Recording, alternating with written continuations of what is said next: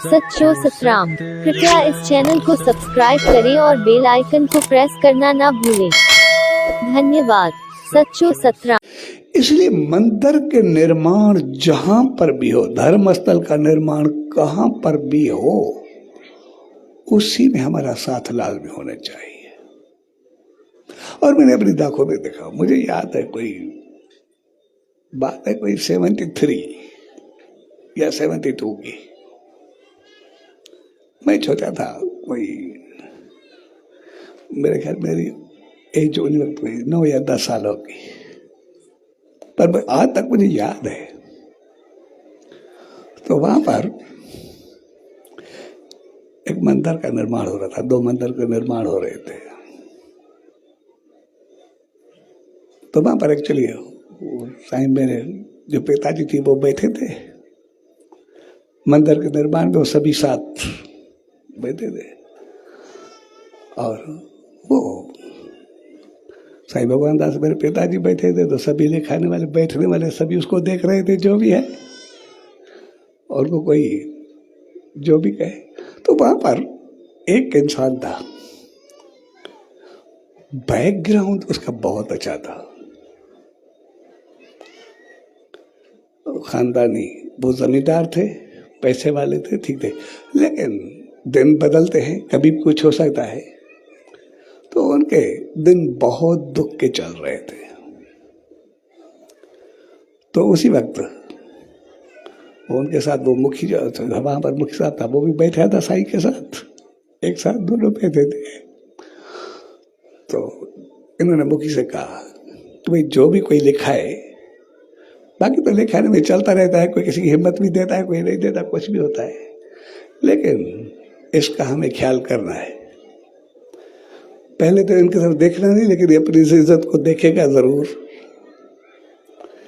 इसीलिए कुछ न कहेगा, ये जो भी कहे या न कहे, सिर्फ खामोश रहेगा, इसके लिए कहना कुछ भी नहीं है हमें, क्योंकि अभी वो माली पोजीशन इसकी वो नहीं रही, फाइनेंशियली वो वीक है बहुत, हमें पता है।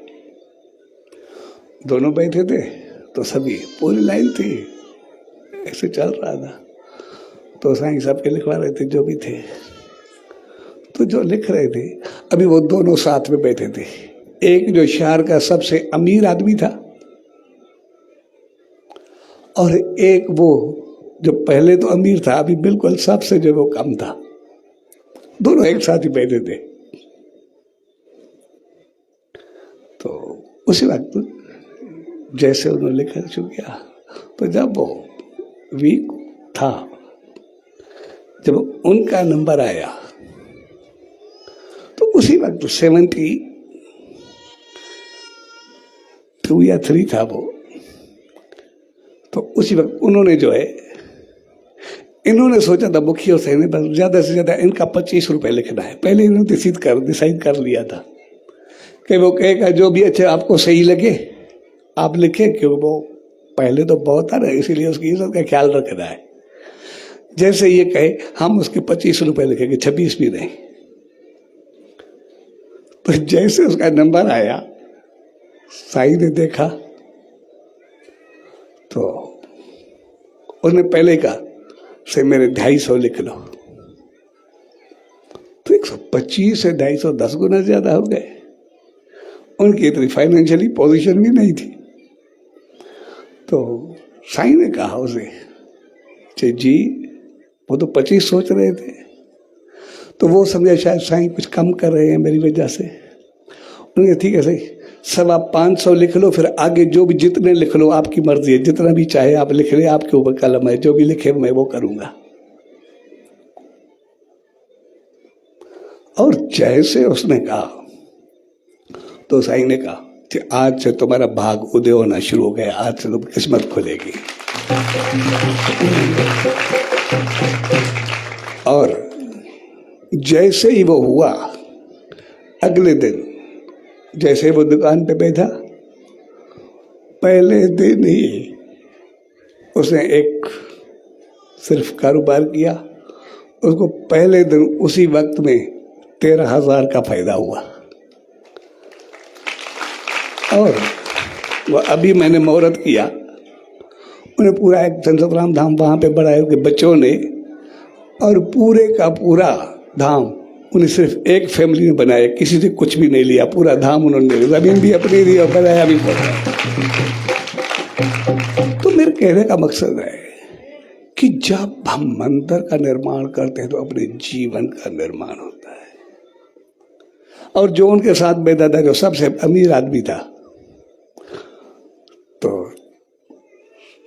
उनसे साई ने कहा, उनके साई मेरे 1100 लिख ले।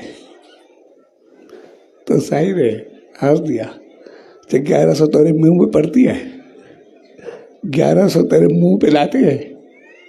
उनसे मुझे पता है आधे शाह से ज्यादा मेरा है, प्रॉपर्टीज वगैरह जितने भी है, लेकिन हकीकत में ये मेरा इतने तक है जब तक मैं हूं, उसके बाद मेरे बच्चों को कुछ मिलने वाला है ही नहीं, सब कुछ खत्म हो जाएगा, इसलिए मैं छोड़ के जा रहा हूं।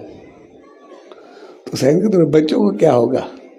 जैसे देखे ना, हम सुबह को उठते थे 3-4 बजे, नेम ध्यान करते थे, उसके बाद निकले कारोबार पे, और सूरज निकलता भी नहीं था, हम काम पे चले जाते हैं, और फिर शाम ढले आते थे, अपनी मेहनत की, कोशिश की, इतना कुछ किया, सब कुछ मिला इतना बड़े उन्होंने जो शब्द इस्तेमाल किए सही है। आज के जो छोरे हैं ना, उठते हैं 12 बजे, 2 बजे बाहर निकलते हैं, इतने तक बैंकें बंद हो जाती है, उसके बाद रात तक घूमते रहते हैं, जैसे मैं मरूंगा जिनके इनके अफाल है ना, कुछ दिनों में ये सब कुछ खत्म कर देंगे, बर्बाद कर देंगे, इनको कुछ भी नहीं मिलेगा।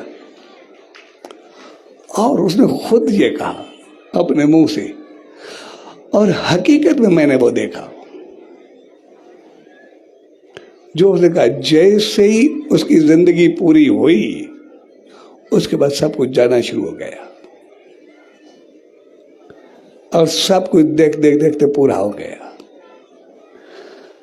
आज भी वो मेरे साथ होते हैं, उनके बच्चे, अभी मैंने उसे फिर नाम ध्यान सेवा शुरू करा है भाई, अभी वो काफी बेहतर है। पर एक संस्कारों की एक मैंने बात की कि जब हम किसी निर्माण या अच्छे कार्य में आगे बढ़ते हैं तो फिर उसका नतीजा क्या होता है, जब और करते तो क्या होता है। इसलिए मंदिर, धर्म स्थल या धाम कोई भी हो, हमें उसे संस्कार के अंदर समझना चाहिए।